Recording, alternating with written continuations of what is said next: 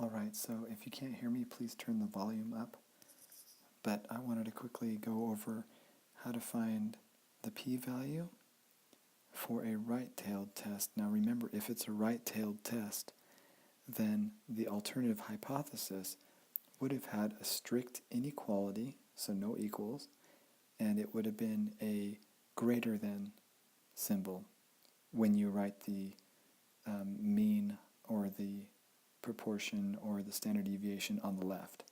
So if you write the variable on the left, then it would have been greater than, and that it would look like an arrow pointing to the right, which is our quick and easy way to remember that that's what a right-tailed test is going to do. It's going to look for the more extreme on the greater side. Then the sample size is 29, so we're going to use a degrees of freedom of 28, but I don't have to actually worry about that, not yet. And our test statistics has already been determined. Now remember, this is the standardized test score, so we have that calculation, and I'll just let you refer to the formula sheet for that.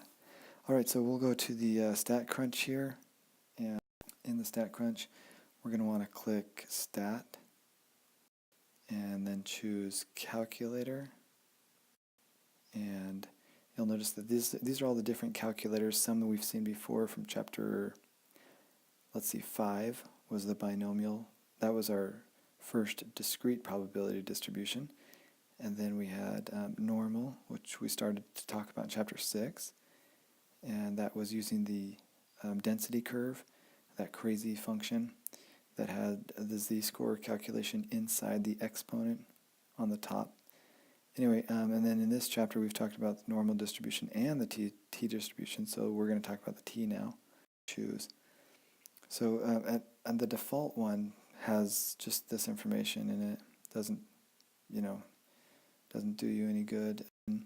The degrees of freedom.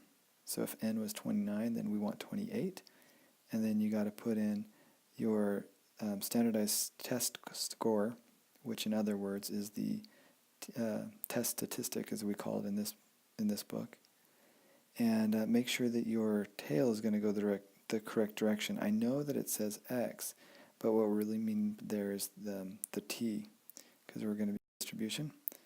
So we're going to switch that to greater than, and it automatically computes the value even if I don't hit compute, but then I can hit compute.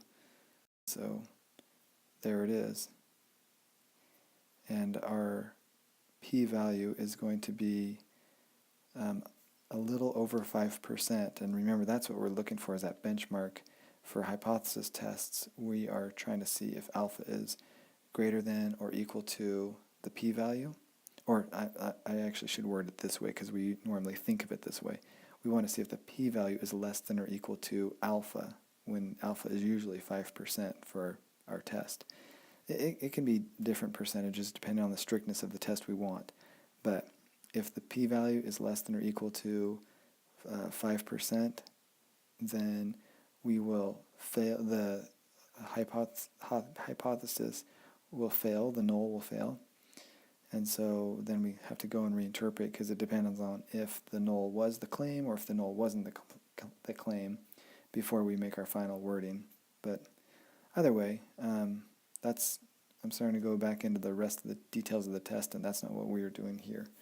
We were just trying to figure out how to get that p-value when you're using a t-distribution. And what you really just need is the degrees of freedom and, well, I was going to say and the test statistic, but you also have to know the type of test it is. Is it a two-tail? You know, if it says not equals, then you're going to be two tails, because if you're not equal, you're less or you're greater. Or is it going to be one tail, left or right? Hope that helps. Sorry I kind of went off on the end there.